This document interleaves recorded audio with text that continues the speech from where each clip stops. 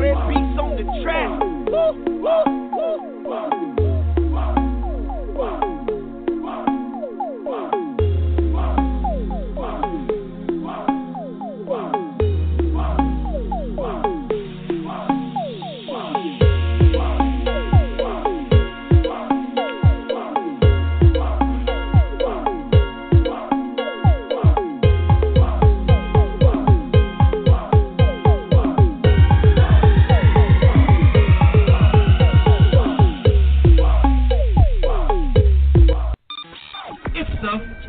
Show, powered by The Truth Talk Show. Welcome back, everyone. This is The Flame Show, powered by The Truth Talk Show Radio. I'm your girl, Kaye, TheTruth, and we have in studio guest Willie Minor Jr. He's an actor, voice coach, director, and business owner. Welcome, Willie. How are you? Hello. How are you today? I'm very good. And yourself? Very good. It is so great to have you on the Flame Show. I know you've been doing some amazing things. I'm always doing amazing things. I'm always doing something good. How do you balance being an actor, voice coach, director, business owner? And I know I'm leaving out some things. How do you balance all that? Why, very carefully, very precariously. I run from one project to another project to another project. And then in the meantime, I try to grab a shower, something to eat, and a quick nap.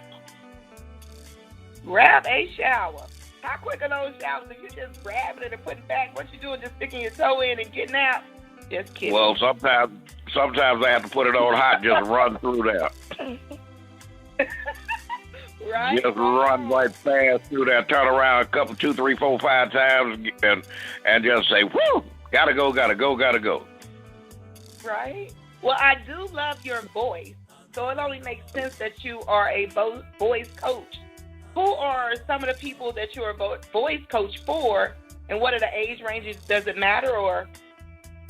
No, we just simply deal with people who want to improve their diction, folks who want to become public speakers, people who want to become actors, et cetera, et cetera, et cetera.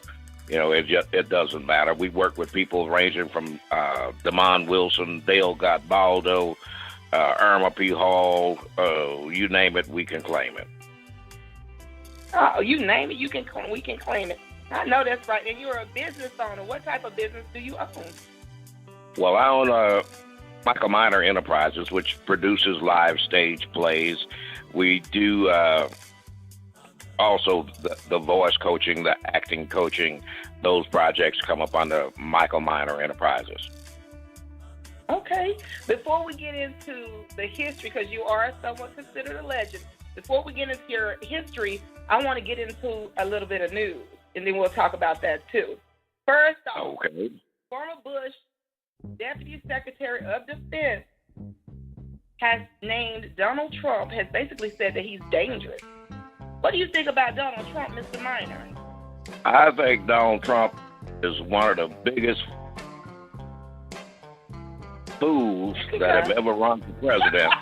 I do know that Donald Trump is dangerous, but the thing that Donald Trump has done, Donald Trump is a master at marketing his brand. Donald Trump is one of those people that he is the loudest, most obnoxious person in the room, so you have to give him his space because he comes in with the swag that he is the alpha male. So everybody else get out the way. And then plus he has the credit card to back it up. Right on, because he is sitting on some, as they say, Trump dollars. So when you say that about Trump, what do you think about Ms. Clinton? What do you think about Hillary? Well, I am going to vote for Hillary as the lesser of two evils.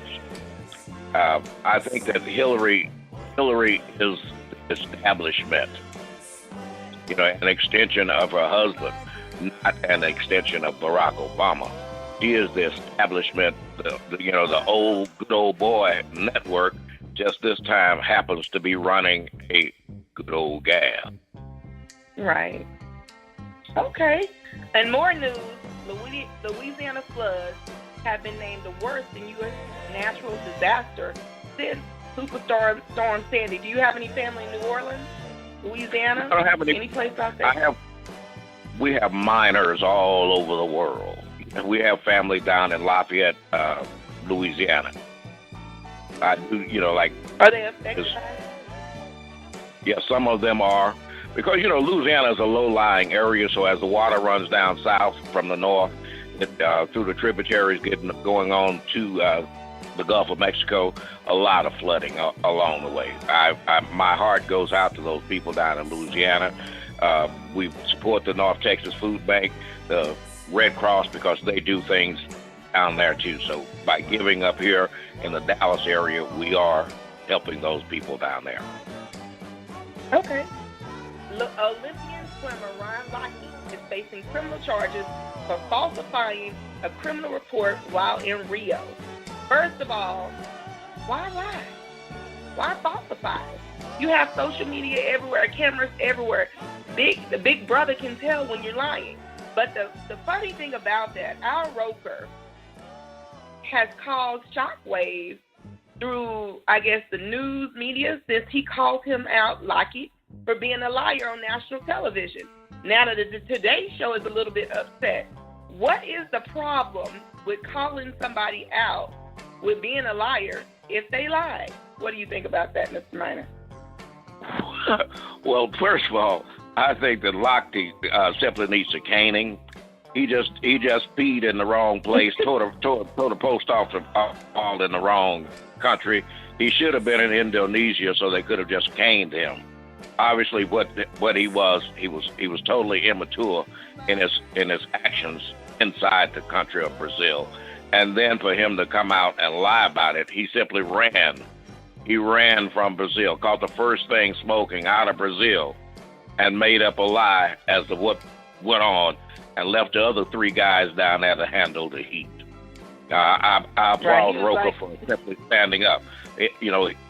Lochte was other than Michael Phelps, the golden boy at that time. And I also applaud his sponsors for pulling back their endorsements of him. Right on. And then you said in Indonesia, I think if he would have pulled that in Indonesia, they would have kept him. He wouldn't be coming home. I don't think he would have made it out. They would have caned him. They would have given him 10 licks with a cane. They would have caned him. They would have punished him, instead of slapping him on the wrist. He'd have to pay something. He'd have to pay the price, which is, is ironic. I'm sorry, go ahead. I was just saying it's ironic that he didn't have, what's the penalty for him other than, losing money. He's still going to be Lochte. Somebody else will pick him up next month because he still will have those gold medals. Mm-hmm. And they're saying it's a possibility that he may serve jail time for that, but I kind of doubt it, and I find it kind of funny that the media keep referring to him as a boy. He is not a boy. He's well over 18 years old, and he should be treated as a 21. Man. Right. Just like some of these, I'm going to go sideways. Some of these African American kids that they're killing, they are put in jail. They refer to them. They hold them accountable as men. So when Lochte does something like that, and he's actually over 21, he should be held accountable as a man. Quit trying to society try to make it look less. Try to diminish the issue. No, he's a man. Mm-hmm. Exactly. Okay. Exactly. Ed, check this out. Have you heard anything about Leslie Jones, the actress who was in Ghostbusters? Her website was hacked. Nude photos from the cloud was actually posted on her website. And on top of that, it went even more racial when they posted pictures of the dead gorilla Harambe and referred to it as her on her Tumblr website. And if you're not familiar with Harambe, Harambe was the gorilla that was killed in Cincinnati after a 3-year-old child climbed into the cage. Right. What do you think about that? And why are they harassing her? Well, I think you really got to take that with a grain of salt, because from the commercial that she did, what was it, the Geico? Who was it? The commercial that she did where she had deliberately affected that look, spiked the hair and all this kind of stuff to give herself that look, and she just simply, the commercial was so effective that you're looking at it the wrong way. The commercial was so effective that people played off of it. That was just a spin off of the commercial. The commercial, she probably if she seriously looks at it, she made millions of dollars for the company simply because she was so effective in the commercial. I mean, we grab things the wrong way in America when we need to simply open our minds up, be more open-minded when we look at this world in which we live. I mean, the commercial was geared to project, who was that? I think it was a comedian named Willie Lynch, who just happens to have the same name as the Willie Lynch letter, supposedly writer guy. Mm-hmm. And one of his jokes was about this gorilla who had great big old eyes and spiky hair that looked like some of our black women in the morning. That was a joke. So that was just a downplay, of that particular joke. We get stereotypes, and then we don't want to accept the stereotype. But I bet you she accepted every dime that they gave her. So we got to, we just got to stop being so sensitive about things that. But just how many times have you seen things on Facebook, YouTube? They just, wow, that was a great posting. That was funnier than hell. And if it wasn't for YouTube, I mean, right. If it wasn't for YouTube, where would Justin Bieber be? True. I mean, so we as Black Americans, we look at things the wrong way. And a lot of we are too quick to holler. Oh, you offended me. That's racist. We're too quick to holler that. We need to learn how to lighten up and laugh at ourselves. So I'm going to ask you this. I'm going to sum this all up what you just said. So number one, the Geico commercial, which don't laugh, she does. You basically saying, well, she kind of does resemble a gorilla. That's what I'm getting. And if she portrayed herself that way, she collected those coins and was all right with it then.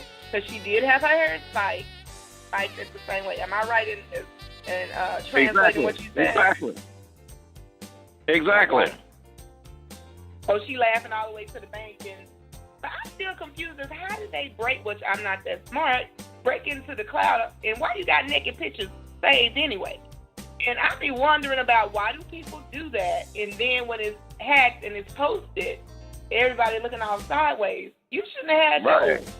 Naked I didn't see the picture. Anyway. Did she look good in the picture? She looked like she should be neat and trim and built for speed and endurance. Did she look good in the pictures? I didn't see the picture. Hey, I wasn't even doing it. I closed my eyes. I wasn't even trying to see what had happened. I didn't see it. Tell her to forward the pictures to me, please. Tell her to forward that and do a follow. Yeah, let me, Yeah, that's just like the pictures of Vanessa Williams in the penthouse. Just show those, pass those all around me, please. Yeah, I agree with you. I agree with you completely. Yeah, I mean, I agree with you. I've always loved your energy. And I want you to tell our listeners, how long have you been in the entertainment industry?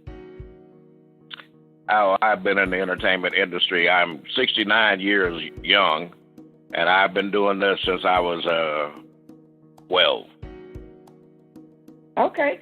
So is that what age were you when you started off on the Ozzie Davis and Ruby D show, and how did that work out? How did that go? Oh, yeah, Ozzie and Ruby used to have a show on PBS, Public Broadcasting, and I would think at that particular time I was just fresh back from Vietnam, so I was in my mid-20s. that was the very first TV show that I ever was on, and I still remember my lines. What were your lines? Give me some of your lines from the Ruby and from the Ossie Davis and Ruby Dee show. I only had one line, and that line was, "Life's a bitch," and life is line. still. You know what? I use that now. Yeah, life is still that way now. It's still a bitch now. You know, we just have to be able to look at it for what it is, take it straight up and down, and realize that, hey, nothing is guaranteed for us. Nothing is given to you. You have to go out and get it. Like our President Barack Obama's fond of saying, if you work hard, you can achieve your goals. Right. You just touched on something, which he is our president. But why do you think that, which I kind of go off that, why do you think most Caucasians think that all African Americans like Barack Obama? Is it because he is just black? Or what do you think about that statement? Oh, you must like Barack because you black too. What do you think about that? I think that, well, they all want to stereotype us. They always want to put us in the bag. That's why they got away for so many years with that thing about, oh, you all look alike. They got away with that statement for so many years. So, you know, majority of them still want to put you in that bag. And that's the same reason that Donald Trump is such a big thing. Right. Because they all simply coming out of the woodwork. Say again? Right. Did you see when Donald Trump was asking African Americans to come vote for him in front of a 93% all-white audience? When he made his statement, he pretty much said that we have nothing to lose. 58% of our youth are unemployed, and we're poor. Did you see that? Right. And what were your thoughts on that? Well, Donald Trump, he simply goes off half-cocked. His statistics were totally off. Not 58% of us unemployed. The percentage is like under 20% when you stop and look at, say, the age range of young black men. Then those numbers are more in line. But anything that Donald Trump says, I simply look at it as here is that great big old angry gorilla in the middle of the room, howling loud. What James Brown said, talking loud and saying nothing. Right on. Now, I hate to get started, so I talked about that. I want to know what made you become an actor. One of the first things was the Ruby Dee after you got out of the military. What made you say, I want to step out into this world and become an actor? Well, when I first got back from Vietnam, I am PTSD, by the way, post-traumatic stress disorder. And I was having a lot of problems. I had gone to school to be a lawyer, and coming back trying to finish up my degree requirements, I was looking around to take one of those basket weaving classes, one of those little simple courses to fill out, become a full-time student. And I saw a class saying Acting 101. And in order to get a grade in the class, you had to audition for a play. I auditioned for the play, and in order to, the play was The Mad Woman of Shiloh, starring Mercedes McCambridge, the lady who did the voice for The Exorcist. And Mercedes told me one day, she said, I know you're doing this just for a grade, but you have some skills. You need to look at this seriously. And Kaye, opening night, when I did my lines, the audience stopped the show. They laughed and clapped so hard. Maybe that feeling that I got from that was better than an orgasm. That was the best feeling I ever had in my life. And then, what it did for me on the mental side, being PTSD, it allowed me to have a creative outlet for my pent-up energies. It gave me a toehold in sanity, which is why I started the program out at the VA hospital here in Dallas to call Class Act, where PTSD patients could come in, do acting, write, create their own plays, create their own films to express themselves creatively, which is one of the problems that we do have. If you want to stop and look at it seriously, the two young brothers, one here in Dallas who killed a policeman, and the one down in Baton Rouge, as well as the white guy who killed the American sniper. All of those guys were PTSD who did not get treatment at the Dallas VA facility. All of them at one point in time come through that facility looking for help. And if they had had the opportunity, and you can provide that help. Exactly. That's what my program is designed to do at the VA hospital, because like I told them when I bought the program there, it worked for me. So why can't it work for other? Okay, I have a question. So I want to you can kind of give us an insight about post-traumatic stress syndrome. So what exactly happens? Because I hear the word, so when you have PTSD, what exactly happens? Post-traumatic stress disorder. Well, anybody can have that. It's anytime you go through a traumatic situation in your life, you get stressed, and it alters the way you look at the world from that point on. I mean, it's just like you hear mothers who gave birth and then have, post-traumatic stress from childbirth, postpartum disorder. People who can get in an accident and all of a sudden they can't stand to be behind the wheel of a car. They can't stand to drive. All of those types of disorder, PTSD, does not have to come from a combat situation. Okay. How many people do you think your program actually helps? I know it's been alive.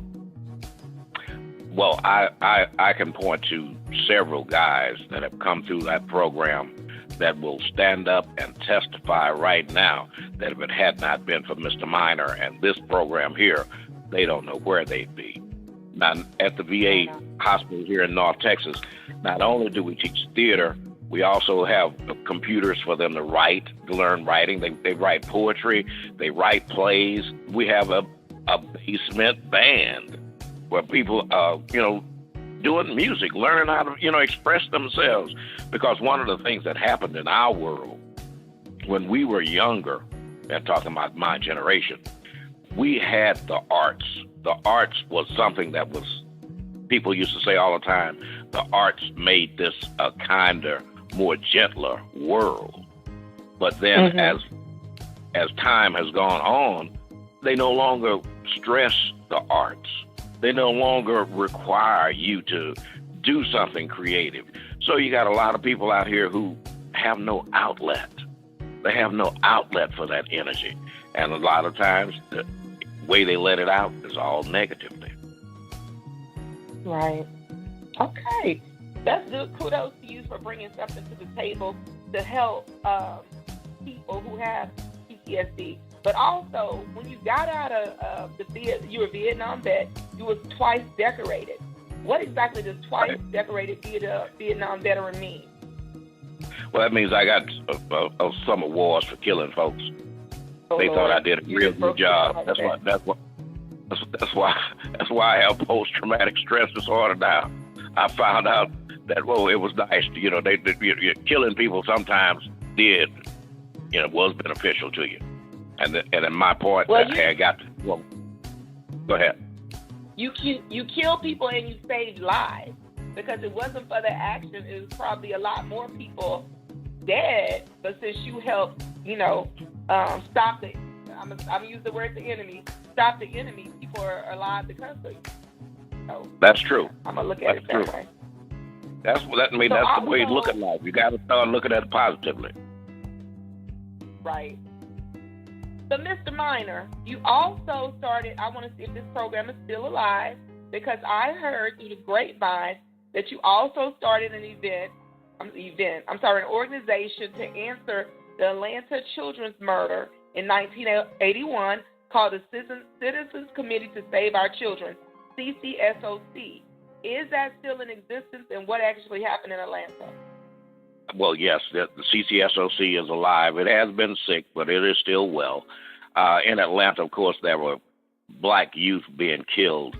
They ended up catching a person and convicting him and giving him life for the Atlanta child murders. And during the course of all those murders, there was a cry coming out from the people in Atlanta that they needed monies to help bury a lot of the kids, because a lot of the families, black families, of course, did not have insurance for burial. So we got together here in Dallas to make sales, garage sales, and things like that, just to raise dollars to send to Atlanta. And then Muhammad Ali, God rest his soul, came in and gave them $100,000 to help assist in the burials of the young men. And one of our members, Lindsay Martin, said, man, I sort of like doing something like this. This is very satisfying. Why don't we stay together? And we formed an organization along with Ed Washington that Ed said would last 1,000 years, 501c3. We help support the Harambe Festival, which has nothing to do with the gorilla. The Harambe Festival, this is our 42nd year. It's a safe alternative to Halloween that's held every year at the Martin Luther King Center. And I want to thank you for working with us the past couple of 2-3 years. And we got your support again this year, right? Yes, you do. And Harambe means pulling together, correct? In Swahili. Exactly. It's Kiswahili term for unity, right? But also, outside of you're helping the community. Other projects that you have participated in, you're in Born on the 4th of July, the Tuskegee Airmen, the Anarchist Cookbook, and then your movie Jericho, which not too long just received an award. But you were also you had a reoccurring role on Walker, Texas Ranger, right? Well, I had a reoccurring role on The Sons of Thunder, which was a spinoff of Walker, Texas Ranger. But every year, I was cast as a different character in the series Walker, Texas Ranger. Okay. But my role was not recurring. Just wouldn't give me that money. You are funny, too, and I just still love your voice. How does it feel to be in movies such as John F. Kennedy, JFK, and the Tuskegee Airmen? How does that feel? Those are like history. All the movies are, history. But those like focus on history. How does that make you feel? Well, it makes me feel good to know that my skill level was compatible nationally with other people who had auditioned for that. And to know that Oliver Stone, who also did JFK as well as Born on the 4th of July, liked my work well enough to come back to Dallas when he came back and requested Willie Minor to be in his movie. And then the Tuskegee Airmen. The Tuskegee Airmen was a story that needed to be told because no one knew about these brothers in World War II because at that particular time, Jim Crow, it was all hush, hush, hush. Nobody didn't even get a ticker tape parade when they came back from service, like a lot of the other units did. And then when they were awarded the Congressional Medal of Honor, when the story finally came out, hey, I felt proud to stand up and say I was a part of that. And really, it touched my heart when the scene that I did, I only had one scene in the film. I had auditioned for another character, but the director said, man, your skill level is so good. We're going to go with a guy from California to do the character that I had auditioned for, but I'm going to find a place in this movie to use you. And he found a scene where Lawrence Fishburne and Malcolm Jamal Warner had landed their airplanes on a dirt road in front of some prisoners who were on a chain gang. And my only line in that film was, no, those are some colored flyers. And baby, I did it with one tear rolling down my face to show the pride. Not the one tear, you didn't hit him with the one tear. Just one tear. Just one tear to show the pride that black people had for these guys. Because, hey, a lot of them have passed on. A few of them are still alive. And they are to be admired. All of our veterans are to be respected. But those vets who went through all of the hate, the abuse to learn how to fly an airplane because they wanted to represent our country. Same with Carmelo Anthony and the dream teams, the basketball, the track, all those people who go and say, I'm representing the USA. We die, we fight for the right to let you be able to do what you do. I got a question, because this is just my dad. He usually says that whenever people are crying on TV, they make the tear come out.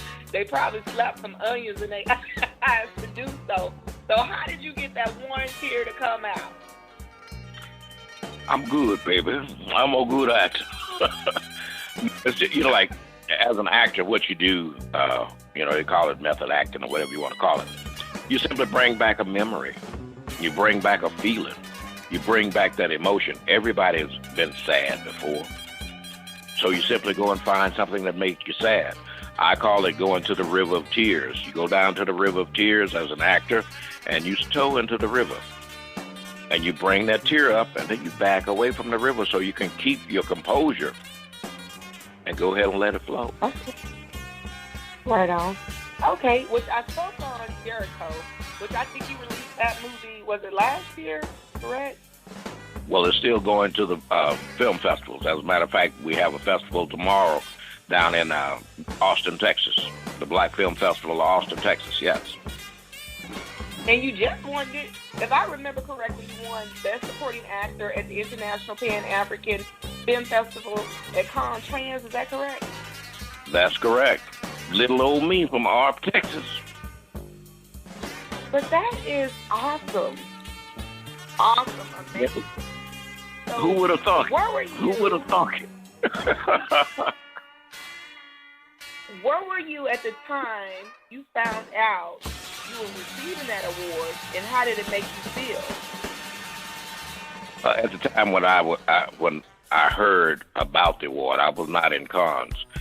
Brandon Lewis, who was a star and also the writer, he and his wife, Sakita, had gone to Cannes for the festival. And when they were passing out all the awards, of course, they, speaking French. And then when he said, Willie Minor, but Jenny Cole. And Brandon, of course, went up to accept the award. Mr. Minor couldn't be here, but, we accept this on his behalf, And when he called me and told me, man, guess what? Guess what? You won't believe this. I mean, it felt really good, and I did not believe it until I actually had the award in my hand. And, daily, sometimes, I take it out just to look at it because, it's given to you by your peers, and it means that they respected what you did. Even though you were not the star, quote unquote, of the show, what you did drove the picture. And that's good. It makes you feel good. Already. Tell me about this Anarchist Cookbook. What is that? Anarchist Cookbook, that was one of those independent films here in the North Texas area that we did. That it's just a little bitty film about people who are not content with the way things are going in the country. And rather than always saying yes, yes, yes, yes, they stand up to say no, no, no. We are not going to keep rubber stamping you as our representative. You're not doing anything for your constituents, so we're protesting you. And, that was the basic premise of the Anarchist Cookbook. Okay. Everybody has the right.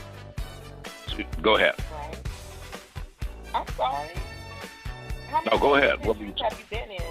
And how many stage productions have you appeared in and directed? As far as stage plays, as an actor, I may have done over 200 stage presentations. And aside from those as an actor, maybe 150 more as a director. And movies themselves, about 45 major motion pictures. Wow. Wow. I mean, you got to understand, I've been doing this for some 30-some odd years now. And I keep trying to retire, but people won't let me. Say again? Is that why? Because I was just about to ask that question. because a little birdie told me that you actually had retired, and you came out of retirement in 2011. And what made you come out of retirement?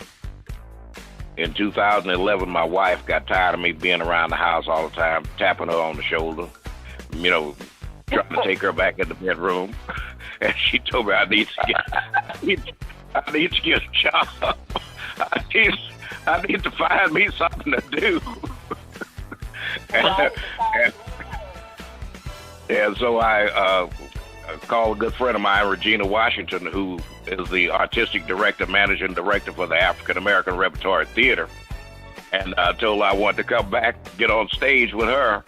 And she had a play that she was trying to cast. And so, hey, I went and auditioned, and I'm back. Okay, and also, some other things that you do, you have Sankofa Teen Theater, where you train young actors, which includes actresses, between the ages of 12, and 19 in musical theater. Is that correct? I'm going to go ahead and take a quick break until Mr. Minor returns.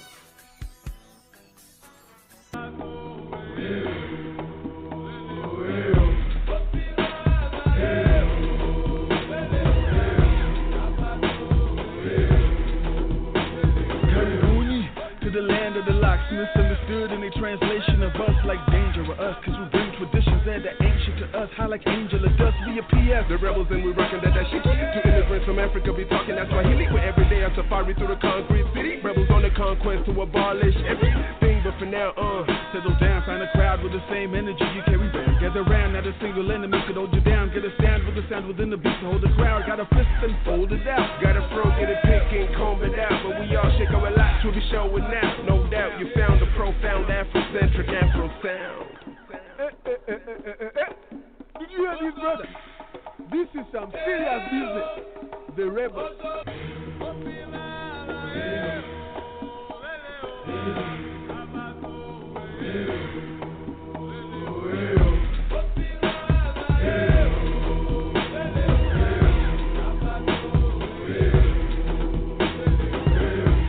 Jamaliza, from the sound of the speaker, Maisha, graffiti all over the Giza, Egypt, two kings with some bad Queen Latifah, to reach his own. Why everybody claiming king to a throne? When kings get the throne, when rebels get it going, movements eventually taking over. All black camouflage painting over my face with a spear on stage. I become the very face of every face that ever said death in the very face. And survive that shit like rebels and renegades. Just wanna live for the better days, and if it's lemon, make lemonade. Had ice cubes in the dinner plate. In this beautiful yet cold world, prepare your heartbeat to break like.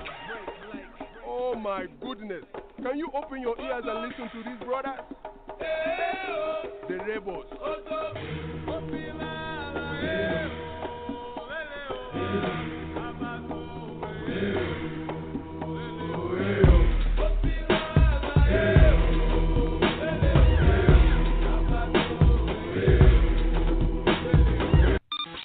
It's the Flame Show, powered by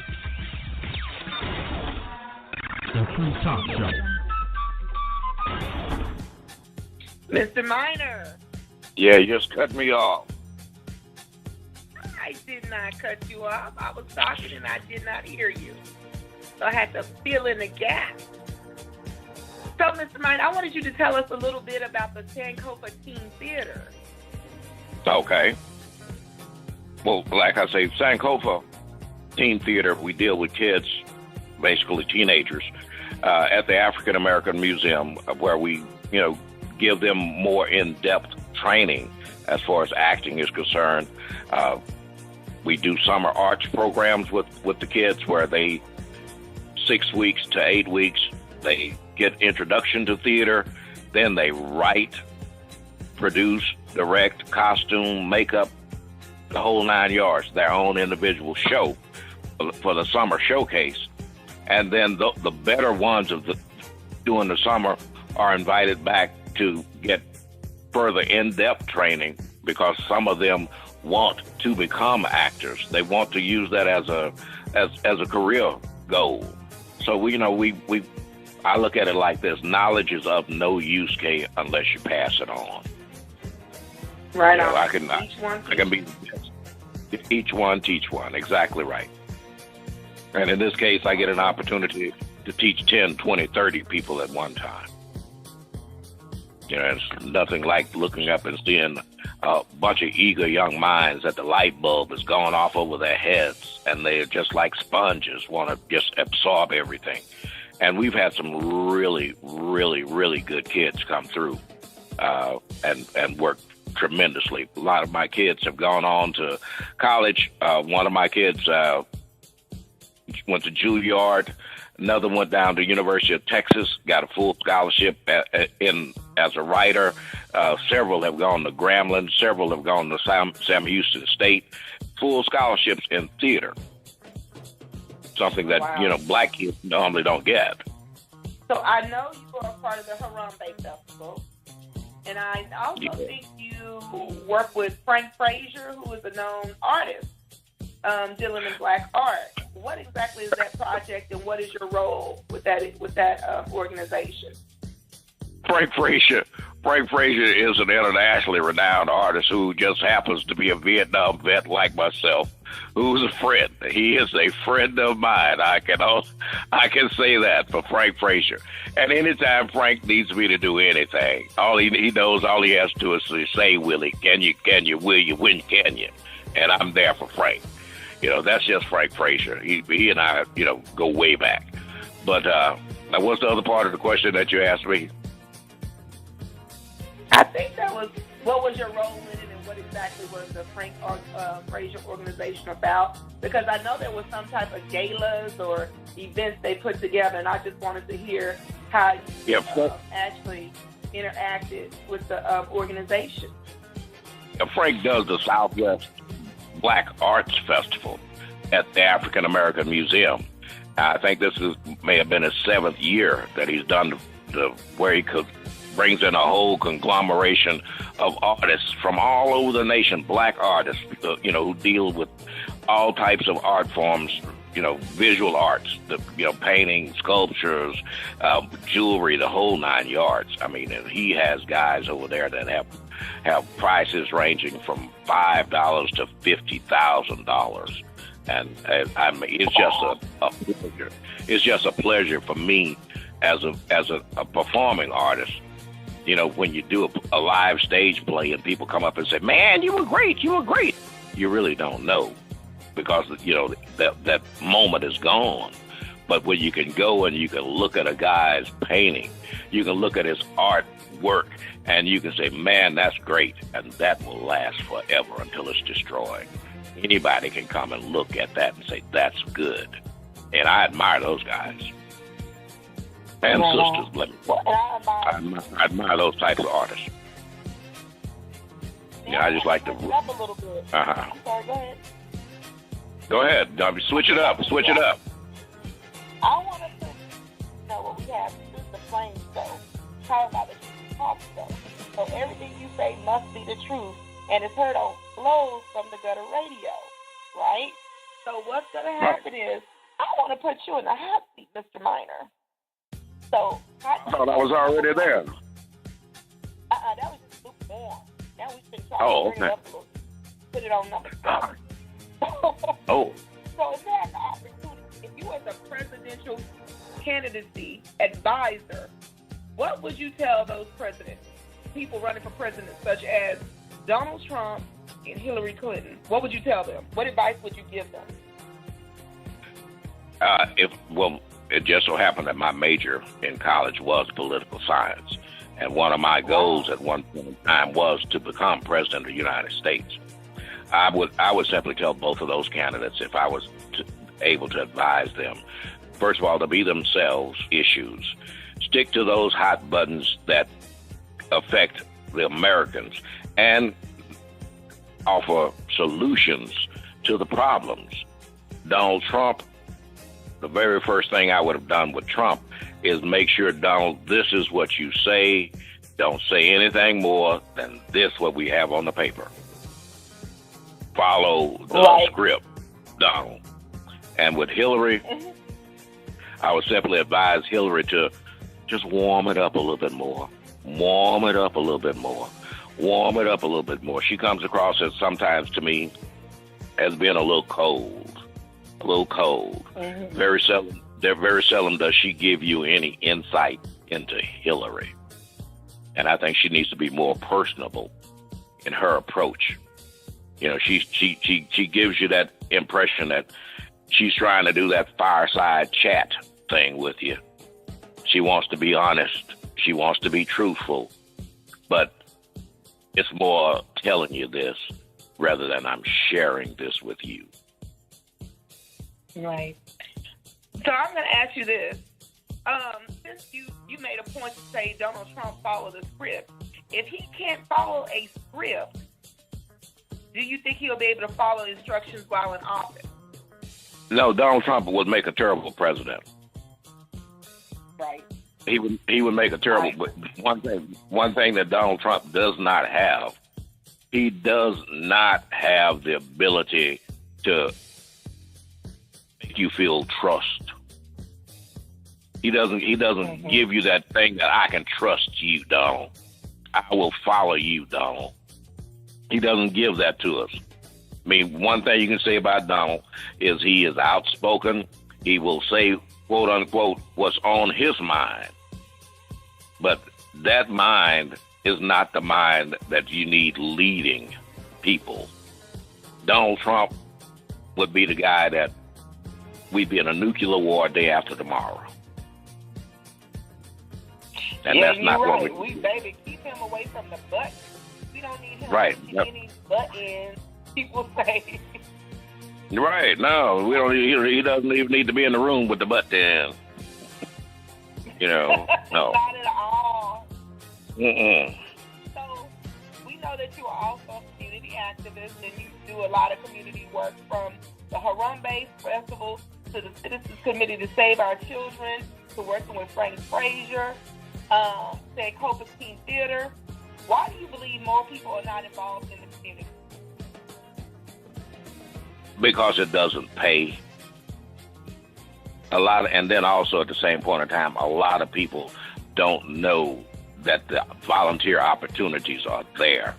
A lot of people claim that they don't have the time when they don't realize that an hour, 30 minutes, 2 hours, a month, that's nothing. That's nothing to give in order to make this a better country. The generation that I grew up with, we all came up from the point that it takes a whole village to raise a child. I mean, and this is where we were. Everybody on my block could whip my ass if they caught me doing something wrong, and then tell me to go back and tell my mama that I whipped your ass, and I'll be by there this evening to make sure you told your mama. And my mama would whip me again for letting her catch me. for letting her being dumb enough to let her catch you. But there was no, you hit my son and bam, bam, bam, bam.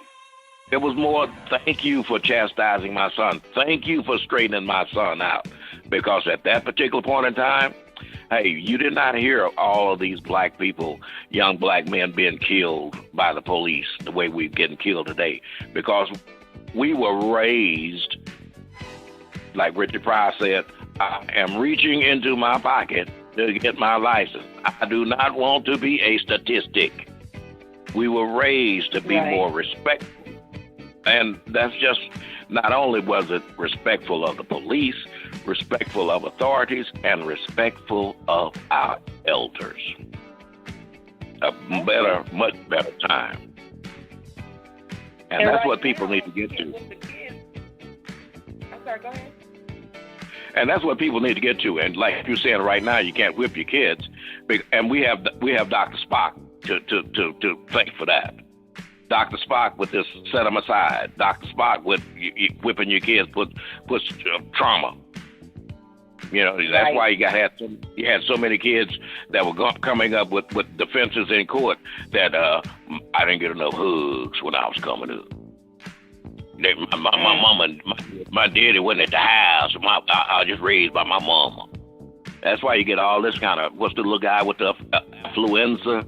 I was too rich to understand what poor people go through. Like, what are you talking about? Get that boy out. Bring him over. But wait a minute, I gotta say something on that. I'm gonna pull the race card. They basically said that he killed these people driving drunk, but he can't be charged in the beginning because he was spoiled. What the hell? I'm gonna pull the what the hell on that. What the hell? Exactly. I mean, he was a rich kid that had been spoiled all his life and had never been taught right from wrong. It's very hard to. It's very hard to teach little. I mean, it's hard to teach little Johnny right from wrong when you send little Johnny to his room, and in his room Johnny has Xbox 360s, the Xbox he has every possible toy that he can think of, but yet he's confined to his room for an hour. You know, it's hard to teach little Johnny that that's wrong, what you did, because I don't give a damn. It was not fair. And if somebody else, then I still say, and I'm pulling the race card again, if it was someone of color, not necessarily me, if it was someone of color or someone, that's just an excuse. Just like when they have these people that's going around and raping these people in college, right? You got these athletes, you got whoever raping somebody in college, well, we don't want to ruin his future. But you'll get a football player that the woman accused him of rape, and you send him away. You didn't have any proof. He's been locked down forever. He lost his scholarship. I don't understand this. It don't have nothing to do with privilege to me. It always has something to do, well, I guess it is privilege, a class thing. I'm not going to even say a race thing. It's a class. If you ain't got no money, your ass going to be locked up. But that's it goes back to, like you said, money, being able to afford an attorney who is good enough, who is that good to be able to come up with an affluenza defense. Yeah, I'm gonna make up some. But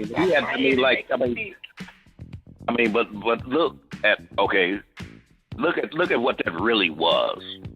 That was a guy who created a brand new approach to law and went and got psychiatrists who were willing to testify that this was a legitimate case. I mean, it's just like right now, talking about rape, when here comes a forensic scientist saying, yeah, this blood, the semen could only come from 1 out of 10 billion people. And that man sitting right over there, he got it. He's at 1. You know, and right. That's the prosecution having the monies. But the defense, us poor folks, we don't have the money to hire the attorney. What we get is that court-appointed lawyer who is working pro bono, and he just got out of law school the day before yesterday. And he practicing on it? Exactly. And that's it. That's what it is. That's what it is. You know, not to condone the brother football player, basketball player who commits rape. And a lot of times, I must say this, a lot of times that rape was, I changed my mind in the middle of you sticking it in. Like the girl said about Kobe, it was too big. It was too big. Oh, that nigga. You know, but hey, baby, that's what I'm packing. Right, exactly. In the middle of doing it, he called me a bitch. You know, and I changed my mind. And like we've always, you know, excuse my French, America, we've always said a hard dick ain't got no conscience, especially when I'm on the verge of being able to get an orgasm. I mean, I'm not condoning rape. What no means no. I agree with that completely. But hey, they used to do the thing where you had on a short dress, so you was asking for it. You know, life changes, and we have to be able to adapt with the changes. And a lot of brothers, a lot of people can't do that. Okay, yeah, we getting ready to wind down, but okay. I have one more question before we wind down. What do you think about the government not providing more assistance to veterans? Because I see different stories where veterans are having issues or they're homeless, after they come back, or they might have post-traumatic stress syndrome and they can't function, but the government is not even there to help them, or also as far as their medical conditions. What are your thoughts on that? Quickly. Well, I think we're wrong. The government is there, the VA is there. They have all of these different facilities at the VA. A lot of our vets simply won't go and ask for help. A lot of vets won't do it. I talk to a lot of vets all the time who are eligible to go to the VA to get treatment, but they won't go to the VA because of the stigma that has been placed on the Veterans Administration, hospitals. Okay. And that's cool. That's wrong. And that's coming from being on the inside now with my program, on the inside looking out, because I used to think the same way. But once I got on the inside and saw all these services that are available, and they begging for people to come in and take advantage of them. Any vet out there that has a problem, all he simply has to do is call 1-800-827-1000, and they will take you through whatever you need. Okay. Mr. Minor, shout out to your social media. Where can people find you? Willie H. Minor Jr. on Facebook, Willie H. Minor Jr. at hotmail.com. Okay. And before I'm going to go ahead and shout out mine, and then we're going to go into something else, and then we're going to close out. Find me on Kaye TheTruth on all social media. If you're not dealing with Kaye, it's definitely not the truth. Mr. Minor, last thing, what's burning you up right now? What's your hot button? My hot button is being a vibrant young black man and not having a network of people who believe the same way, and having a whole lot of black folks, poor people, quote unquote, who believe my vote does not count, who will sit home and not go out and register, not go out and vote, but yet will complain about the government ain't doing this, the government ain't doing that.